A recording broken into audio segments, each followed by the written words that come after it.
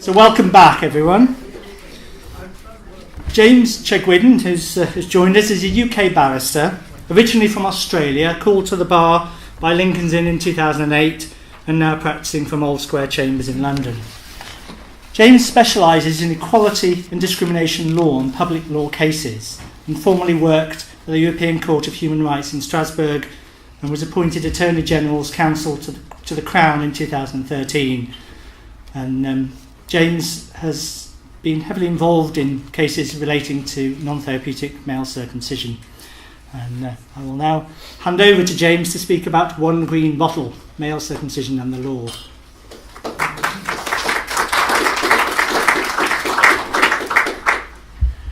Right, well, thank you very much, Anthony, and for those very kind words. I just try. Oh, we have got my slides up in front of you. Well, I've named my speech today after a children's rhyme, which most people have heard, and I hope it's one that has some allegorical relevance to my topic. Now, the first thing I'm going to have to work out is how to use this slide machine, and I think I go. There we go. Yes. Right, success. I hope I'll be able to manage that. Well, we all know what One Green Bottle is about, the song, and I think it is relevant to this topic because for many scholars, the 20th century really was the century in which the law as it relates to children's rights dramatically improved from a legal perspective in which children had virtually no rights at all. They were essentially the possession of their parents to do what they liked with, so long as they didn't murder them, into a world in which their rights were first acknowledged and then, in the latter part of the 20th century, even defended. And it's no accident that it was as late as 1983 that the United Nations Convention on the Rights of the Child was passed into international law, which was the first time that children became holders of international legal rights outside of a war zone. Very late, but nonetheless timely. And if we see the area of children's law as a wall and the obstacles to fair treatment of children as the green bottles, we really have been living in a world in which over the last 100 years, one green bottle after another has accidentally or not so accidentally, been pushed by lawyers like me, have been pushed off the wall. So we have a situation in which, for example, things like child labour abolished, more or less, severe corporal punishment in schools, what else? Barriers to access to education, and of course FGM, have become legally impossible. So they exist.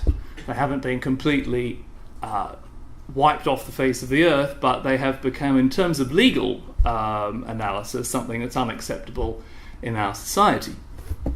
But there is one bottle left, and I'm afraid that's what I'm going to be talking to you about today, because there is one green bottle that hangs on the wall. It is an absolute anomaly, in my opinion, but it does hark back to the period 100 years ago when children had no rights, and it just hasn't been sufficiently looked at by our society, or those who have chosen not to take any action.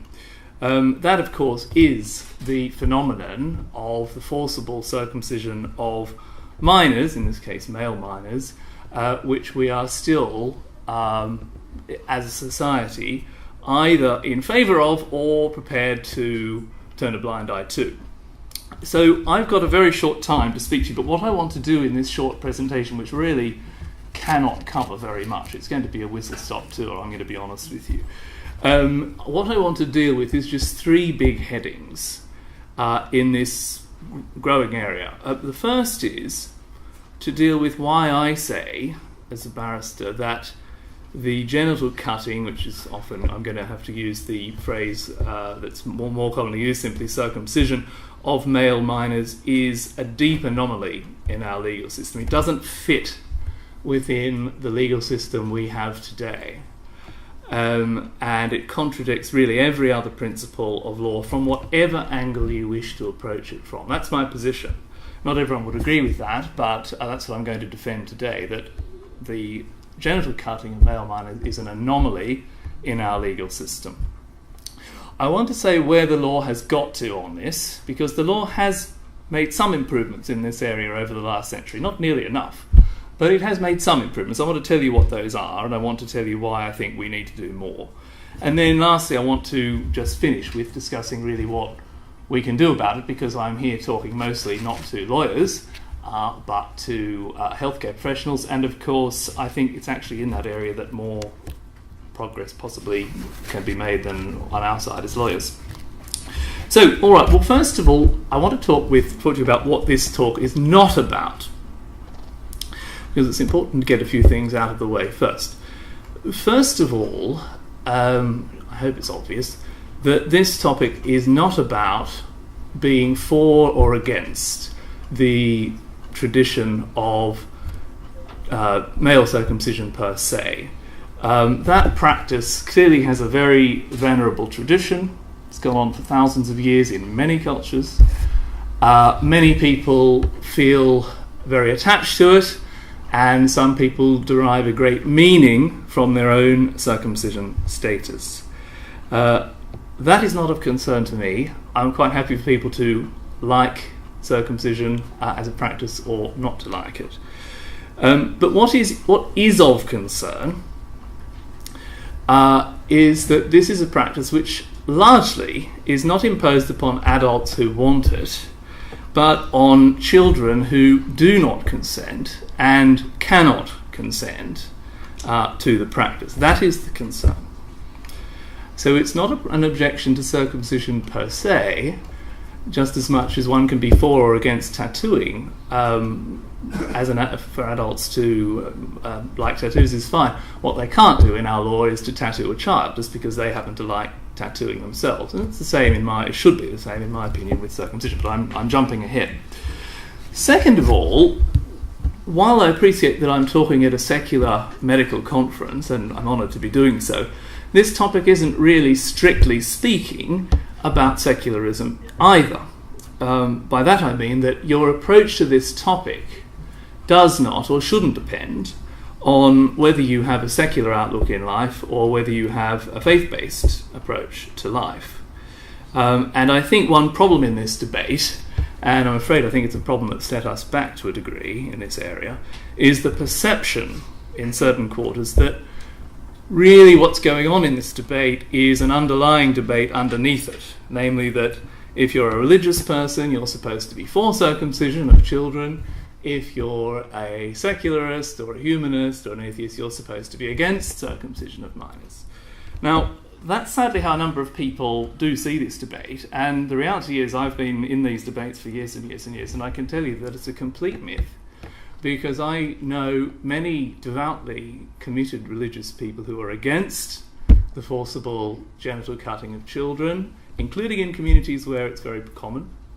And in my own chambers, I know some very ardent secular atheists who think I'm appalling for trying to oppose the practice and want it to continue. So this is not a debate about people of faith as opposed to people of a humanist outlook. And I'd be equally happy to give this talk at, say, a religiously based healthcare conference. Thirdly, and perhaps surprisingly, and this is where I hope to develop a little bit, I'm more and more convinced, the more I talk about this subject, that actually, as far as the law goes, this whole issue is much less a problem about how the law deals with religion. It's much more a problem with how the law deals with children. And I know Brian is actually going to talk about this issue later, and probably much better than me, but I'm going to just mention that because it comes back later. And the reason why I say that this is more an issue about how the law deals with children rather than how the law deals with religion, is when we compare it to how the law treats a full rights holder in this area, namely an adult. So, right, that's what this talk's not about. What is this talk going to be about? Well, in extreme brevity, the position, I think I should tell you a little bit about where we are with genital cutting in this country, because this is mainly a conference about the UK. In this country, tens of thousands of children every year, that's male infants, are genitally cut. We don't have accurate statistics because one of the problems of this area is that no statistics outside hospitals and some GP surgeries need to be done at all. But it is estimated, even by the NHS and generally anecdotally, that about 15% of males in this country have undergone circumcision, and that is, of course, the removal of the entirety of their foreskin, which is a normal component of their body. The vast majority of those 15% have had circumcision imposed on them as children, and without, obviously, their choice, and without a therapeutic need. In the UK, there is no legal requirement for circumcision by a doctor. You do not have to be a doctor to circumcise a child. You have to simply if you are going to undertake the procedure, you need to do it competently. But that's all. No requirements for registration or any form of training or skill whatsoever. But if you undertake the job, you have to do it competently, and we know, sadly, that many of the people in this country doing it are not competent. And if you'd like to see, the reason we know that is because some of the worst cases have appeared in front of the Crown Court for severe child cruelty and manslaughter, because some children circumcised in the last 5 years have died because of the problems arising from a very poor case. So we know that that's the situation, but in practice, a circumciser requires no training whatsoever. There is no requirement of authorization. A parent doesn't have to justify their reasons for wanting circumcision of their child. The only effective threshold requirement is that both parents-in-law must agree for it to proceed. So a child for whom one parent agrees and one parent doesn't is in a much, much, much better position, even though their rights are pretty much identical. So we don't have the time really today to discuss the issue of the harm done by this procedure, but a safe way to proceed really is to categorise it in the way that the criminal law would, and so that's what I'm going to do today.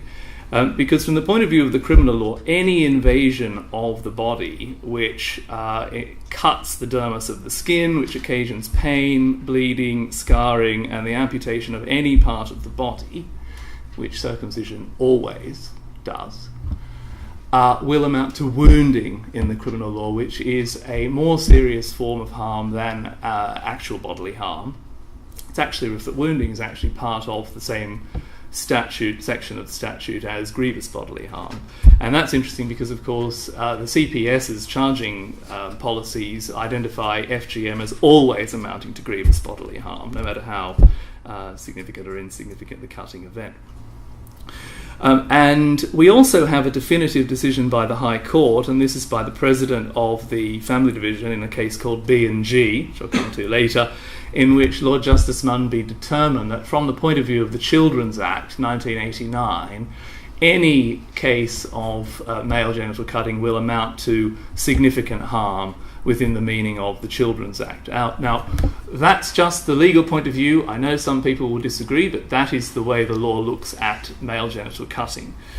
So, well, what's wrong with that? Well, perhaps one would start by saying, well, any deliberate infliction by one person of significant harm, physical harm, on another person who doesn't consent is at least problematic. But of course, whenever I start that argument, you always get people on the other side saying, well, not very harmful really, actually my children have had it and I've had it and I'm fine, and I don't think there's any real harm. So that ends up going down a bit of a rabbit warren. I think, although I should say I think there is a significant case for major harm being done here. But let's look at it in a clearer way, because there is a clearer way to look at this, and the way that you should be able to see, I think, that this position is problematic is to compare that situation of the imposition of circumcision on a child with the situation in which the law is dealing with a full rights holder, namely an adult. Okay. Because everyone agrees that an 18-year-old is a full citizen, a full bearer of all the human rights that we say we believe in as a society. And the reason why this is a good way of looking at it is because pretty much everyone in this debate, the most pro-circumcision advocate and the most opposed, will agree on what the situation is when we're dealing with an adult. So it's a nice platform to start from, and I want to start from this. If you were to do exactly the same thing to an adult that we do in the community every day to a circumcised child, namely to take his body, pin him down, cut off his foreskin, usually without much anaesthetic, make him bleed, leave him scarred, without seeking any consent whatsoever, then irrespective of your intention and belief in undertaking that operation, irrespective of how much you think this procedure is justified or a good thing, everyone agrees that that would be a very serious offence and that you would end up being convicted and imprisoned for that very serious offence. Now, it's interesting that everybody agrees with that, because the only thing that changes when you look at the genital cutting imposed on a child is the age of the victim. That's it. Nothing else changes. The religious intention stays the same, the procedure stays the same, the irreversibility stays the same, everything's the same. The only thing that changes is the age of the child. And this is why I say, when we're talking about genital cutting, we are actually not unclear about how personal autonomy and religious freedom interacts. We're actually very clear on that when we're talking about an adult. No one will disagree with you. We're very clear about how far bodily autonomy goes and how far religious freedom goes when the adult is concerned. Where we wobble is as soon as we've got a child involved. And that's why I say this is not a case primarily about the law interacting with religion. It's about the law interacting with children. And we really have to remember that. Now, my position here is that there isn't a single field of law that touches this topic that doesn't have its principles fundamentally violated by the phenomenon of infant circumcision. And I've spent 10 years, which is practically my whole life as a barrister, listening to arguments for circumcision of children, and I can say that whether it be criminal law, whether it be equality law, whether it be anti-discrimination law, whether it be civil law, whether it be family law, whether it be medical law, children's law, human rights law, and actually also the law of religion, of belief and conscience, not one of them will support the practice of infant circumcision. It is an anomaly, a complete standout anomaly. Now, I'd be delighted to be able to talk about each and every one of those fields, but first of all, you've got better speakers to hear after me, so we don't have time for that. I can do it, and I've thought about it a lot, so I'd be delighted too, but you'd be here all day. So what I'm going to have to do is I'm going to have to content myself with just one or two by way of example, and hope that you'll, believe me that the same theme flows through. So I think we're running out of time already, but I think we've quickly. I've actually already covered what criminal law would say. I've already told you that it will always satisfy the legal definition of actually bodily harm and wounding, and that amounts to significant harm. That's the sections of the Act. Offences Against the Person Act, not particularly exciting. But there we are. That's what the law is, to say that any form of assault at this level will be a serious one. There's a bit of a definition there, which I'm going to go over very quickly, but I've already told you that circumcision in any standard form will meet the test. What's interesting is that there are some exceptions to the infliction of actual bodily harm. But very importantly, consent actually will not validate in English law an assault at the level of actual bodily harm. Even if you consent, you cannot. That is not a defence to an assault as serious as actual bodily harm. We do exempt within the criminal law a few activities which in the common law have been determined not to be falling within this category. But you can see very quickly the three I've put up there: sports, so including boxing and so on, tattooing and ear piercing and body piercing. But of course all of those activities have a very strong element of consent by the person doing the action. The person who plays sports wants to play sport, and so therefore it's an inherent part of the good thing that they want, that they are in fact taking a risk that there will be some injury and so on. Tattooing, of course, as well. I might point out that the Tattooing and Minings Act only includes adults, it excludes children. Body piercing as well, no one thinks that is, of course, technically an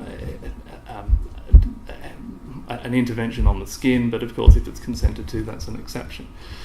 There is no established exception for ritual circumcision. There is one comment in a case in 1994 in which Lord Templeman, without any argument on the point, said, "Oh, and also ritual circumcision will be in that category." But everybody agrees that his comment there was obiter. In other words, it doesn't apply to the case, and he never heard any arguments about the phenomenon of circumcision. And in fact, the irony of that case is that he was sending to prison someone who had actually driven a nail through another person's foreskin by their consent, another adult. So it's ironic that at the same time he was saying this is terrible that someone has done this damage to this adult man by his consent.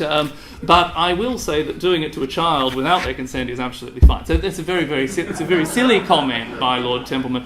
No one can take that one seriously. So there really isn't an established category. Right, we've got 5 minutes, so I'm gonna have to go. I'm gonna have to leave a few categories out. What I will say is, it's often thought, well, maybe there must be some sort of cultural or religious or philosophical freedom of belief defence. But the answer is there isn't. And it's very interesting. Most of the people that promote the idea of a defence are actually, they struggle to show a single example. But I can show you some examples of where it doesn't matter what form of religion or philosophy you deal with, anyone who inflicts harm on a child at this level will be convicted irrespective of their intention. So here are 3 examples in the criminal law. The first one is a case called Adesanya, which is a case where someone from an African traditional community came to this country. She ritually scarred her children's, or cut her children's faces in all sorts of ways, which was an entry criterion into adulthood for her particular tribe. If she'd have done it in Africa, she probably would have got away with it, but in this country she was caught, and she, of course, at the Old Bailey said, "This is what my religion culture says every child should have done to them. I was only following my culture, and so that's my defence." She lost. It was quite routinely established that a cultural defence doesn't exist to this level of harm. So that's one form. That's from 1974. Case of Senior is a case where a person who had it was a rather strange Christian sect called the Peculiar People. That was their actual name. I know it sounds right bizarre. It was a Victorian sect, but anyway, they believed that no medicine was acceptable within God's law, and so if a child was suffering, you in fact just had to let them suffer. And a child almost died. The father was brought before the courts. He said, "Well, I did this out of a religious belief, that in good faith." The court, and that's actually very interesting. This is a Victorian case, so quite old. But the court said, "No, not a defence." Last of all, we've got Queen against Zed. This is a case about a man taking his 2 teenage sons to a mosque where a flagellation ritual was going to be carried out.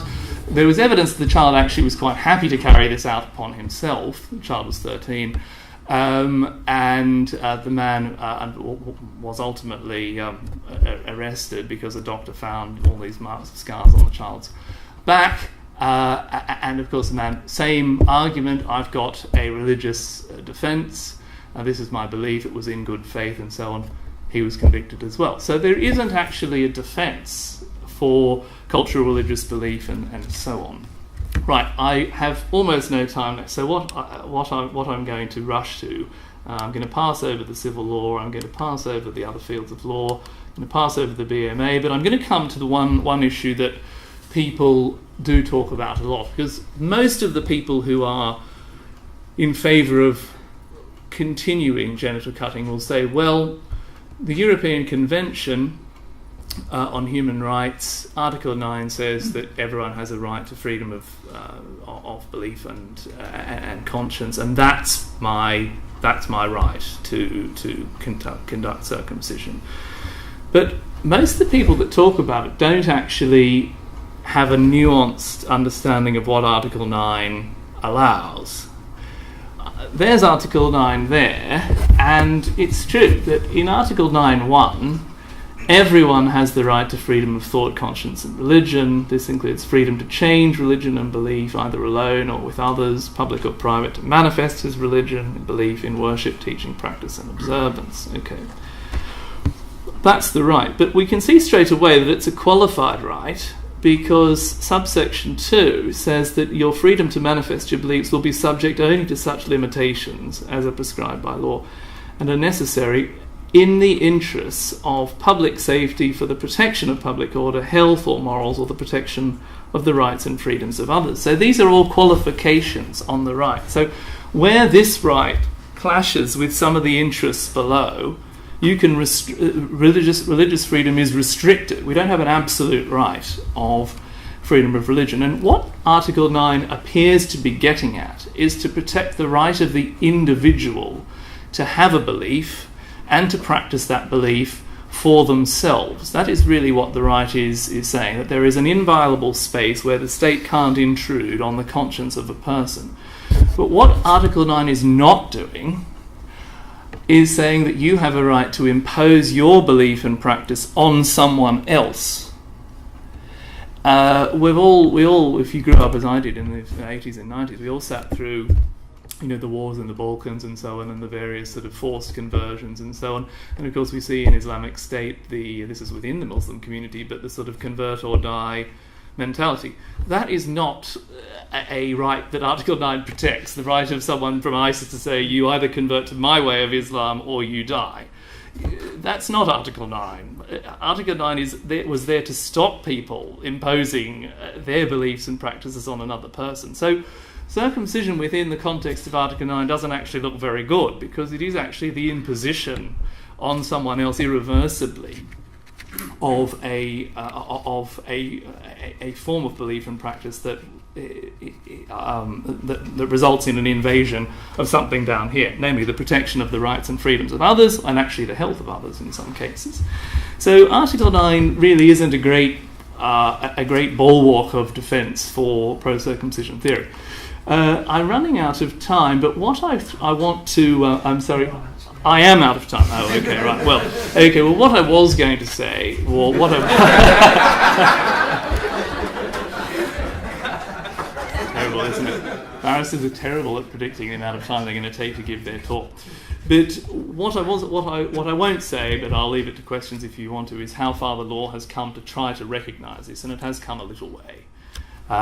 So there are 4 cases in the last year where the court has said the best interests of a child are not to be circumcised, and for the decision to be deferred until they are old enough to make their own decision. So we do have repeated decisions from the court to say the best interests of the child do not involve being circumcised until they're an adult.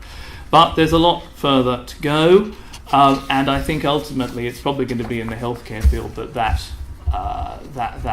progress is made, because the law is only an instrument, and unless there's people who are actually prepared to reinforce the message that this is a practice which really doesn't match anymore the way we think about the dignity of a person and the dignity of a child, then the law isn't going to be enforced. So we need people, particularly healthcare professionals and other people in faith communities and so on, to be saying, well, this really is one of the elements of the way we did treat children that we now realise doesn't match anymore any of our other fundamental principles. So I'm going to leave you there. I'm sorry that I can't talk any longer, but Anthony will not needs to keep on time, So I think there's a couple of questions, and otherwise I think I'm going to be open to questions later too. Indeed.